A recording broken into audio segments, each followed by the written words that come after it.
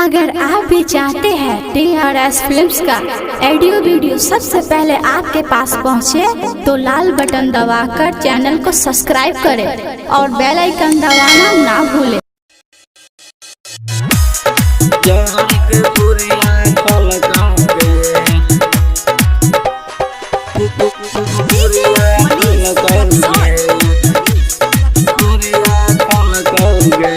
गे छौरी तोहर चलते छौरा चहर के पुरिया खलकौगे।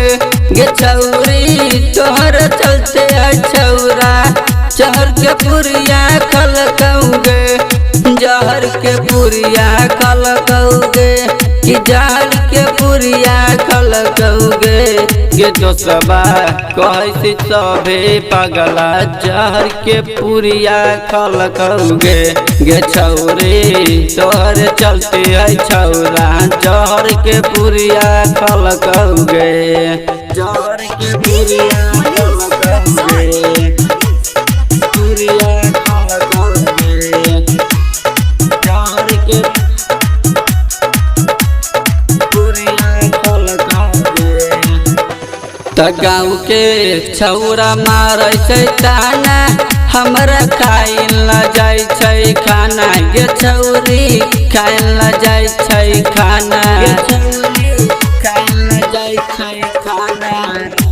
त गाँव के छौरा मारै छै ताना, हमरा खाइल न जाय छै खाना। गे छौरी खाइल न जाय छै खाना।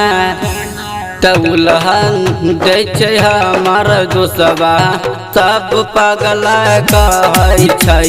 गे छौरी तोहर चलते है छौरा जहर के पुरिया खलकौगे। जहर के पुरिया खलकौगे, पुरिया खलकौगे, पुरिया खलकौगे। त तोहरा से कल साल भर प्यार दिलकौ कथी के तोहरा कमी। गे छौरी दिलकौ कथी के कमी, दिलकौ कथी के कमी।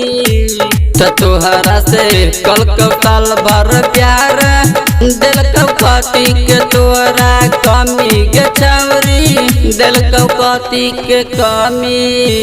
कीन जीत सुन के मन न बतिया सब पगला कहै छै। गे छौरी तोहर चलते छौरा जहर के पुरिया खलकौगे।